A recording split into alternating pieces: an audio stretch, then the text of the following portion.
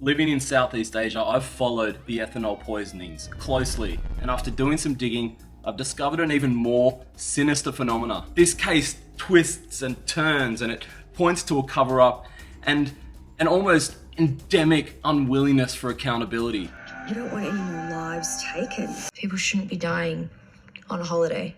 A growing awareness of the risk of ethanol poisoning in Southeast Asia is apparently now changing backpackers' drinking habits. Travellers were trying to warn each other about this unfolding situation. People travelling in the regions of Thailand, Laos, Vietnam, Cambodia, they now say they feel extra cautious and scared even when drinking alcohol, following a recent spike in the number of headlines about fatalities from methanol poisoning in this region. The hostel at the centre of this scandal.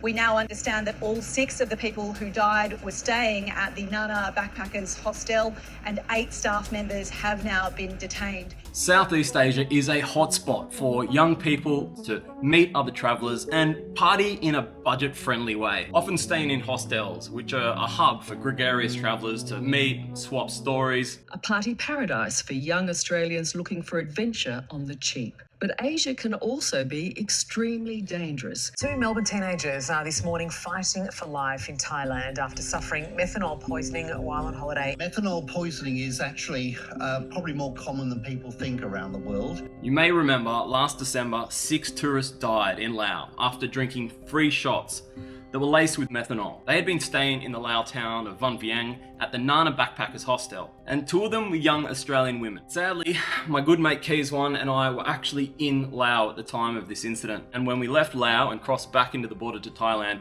we stayed at Udon Thani, and we ended up staying at a motel directly across from Bangkok International Hospital, Udon Thani, which is where they transported those 2 Australian women in an attempt to save their lives. I remember sitting at the bar and I could see the neon glow of the hospital sign glowing in the night sky, and I thought to myself, God, I can't imagine what those Australian parents are going through right now, because by this time they'd flown to Thailand. Now, ethanol poisoning is now well and truly on everybody's radar, and that's great.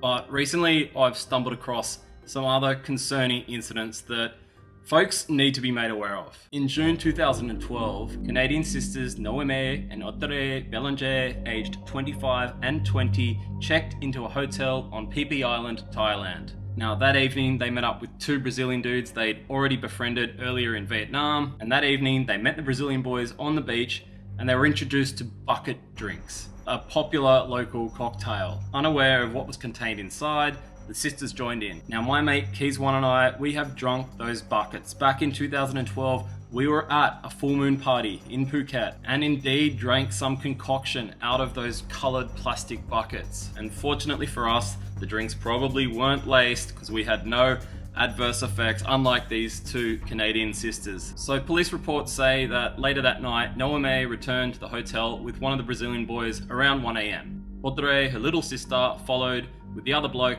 around 4 a.m. Now, allegedly all 4 of them slept in the same bed, but the boys disappeared around dawn and went back to their own hotel room in that complex. Now, 2 days later, housekeeping staff entered the room to clean it, and there they found, tragically, the 2 sisters deceased, their beds covered in vomit. Thai police initially suspected alcohol poisoning, but then noticed blood on their gums and under their fingernails. So Thai authorities conducted autopsies and they discovered trace amounts of DEET.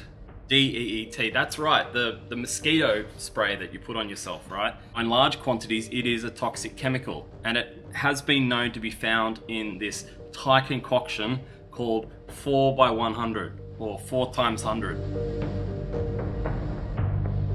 which apparently is a mix of cola, kratom, which is a legal Thai stimulant, over-the-counter cough syrup, and the 4th meaning in that concoction is sometimes pesticides, or DEET. And apparently sometimes they get this DEET from mosquito coils or the anti-mosquito solution. And I think it's added with a view to getting you super intoxicated and high. Now, Thai investigators said that they believed these 2 Canadian sisters had consumed a bucket with this concoction in it, which either the combination of those four things, or that the level of pesticides, the DEET, was at a lethal dosage. Now, the two Brazilian boys, they were cleared. They admitted that they too were violently ill back in their own rooms, but they did legitimately have an airfare booked the next day. So the next morning, violently ill, they got up, they went to the airport, and they went home. They were subsequently interviewed and cleared. So Thai authorities ruled the deaths accidental poisoning, but the family back in Canada, angered by the lack of communication, doubted that explanation. C'était des filles vivantes, c'était des filles qui aimaient la vie. Now the two women were transported back to Canada, and a second autopsy in Quebec, their hometown, was conducted. Now the Canadian post-mortem was a little bit different. It confirmed DEET was indeed present in their system, right? But the amounts were deemed too low to be fatal, leaving some unanswered questions about what truly killed these two Canadian sisters. Now, this is where it gets really, really concerning. Good evening. I'm Deborah Arbeck. Thank you for joining us. Some closure for the family of two Quebec sisters who died in Thailand almost 3 years ago. A coroner says Audrey and Noémie Bélanger probably died from being exposed to the fumes of an insecticide. But as Ryan Hicks explains, there will always be questions surrounding their deaths. It was the trip of a lifetime that ended tragically and mysteriously. A maid at this hotel on Phi Phi Island in Thailand found Audrey and Noémie Bélanger dead in their room. They were covered in vomit, their toenails tinged blue. C'était des filles vivantes, c'était des filles qui aimaient la vie. They were girls who loved life, says their mother Linda. Mais j'ai l'espoir qu'un jour... Today, a coroner released her findings into what ended those lives. Dr. René Roussel believes the Bélanger sisters died after being exposed to a deadly chemical. But it is consistent with the idea of phosphine being involved, particularly since no other pathology was found in the brain that could have caused those lesions. Now, phosphine is not a chemical that's added to drinks to induce euphoric effects. No. Phosphine is a chemical used in pesticides to kill insects, to kill bed bugs, and to kill bugs out on your lawn. Now, phosphine was popular back in the 50s, but it was phased out in most parts of the world in the last 70 years when kids started dropping dead, basically, from being around it. Sadly, only about 10 years ago, there was a case in Utah where a pest controller used this chemical illegally on someone's front lawn, and within 2 days, babies that lived at that house were deceased. Now, phosphine is banned in Thailand for use in domestic settings, but apparently it is still readily available. And back in the day, it was the obvious chemical, right, to get rid of bed bugs. Bed bugs are like notoriously hard to get out of your mattress and out of a room once they're in there, right? And this was a traditional practice. So I can't help but think there's at least some skerrick of possibility that in some parts of Southeast Asia, this practice is still taking place even though it's outlawed.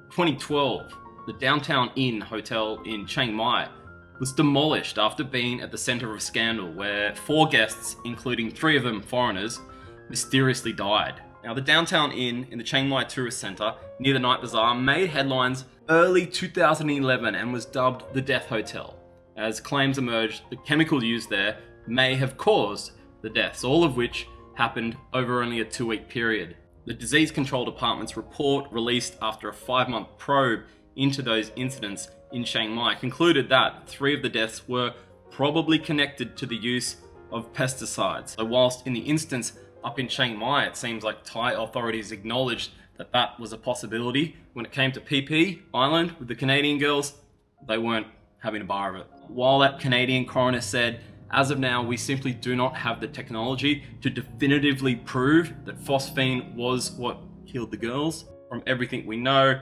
it is what points to the cause of death.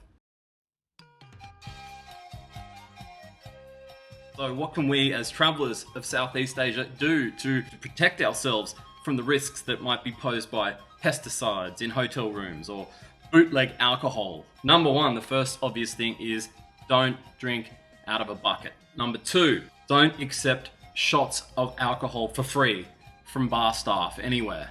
And if you're going to, at least watch that it's poured out of a branded bottle. And even that is no guarantee. Now, number 3, the pesticide thing. I imagine the only way of avoiding the bed bug pesticide scenario is to avoid low budget accommodation altogether and maybe aim to stay in hotels that have some semblance of Western management. Dare I say it. I can't find any incidences of similar tragedies that have happened in recent years, but I would not be surprised if it is still a common practice in some parts of the world. At number 4, while we're on the topic, it's always a good time to remind people to always wear a helmet and try not to start physical fights with Thai people. I see this stuff every day and it never ends well. And number 5, lastly, please don't risk your health by mixing chemicals and alcohol. Just because over-the-counter stimulants are available here, like ADH medication, Methanol, Ritalin, ephedrine, or downers such as Valium or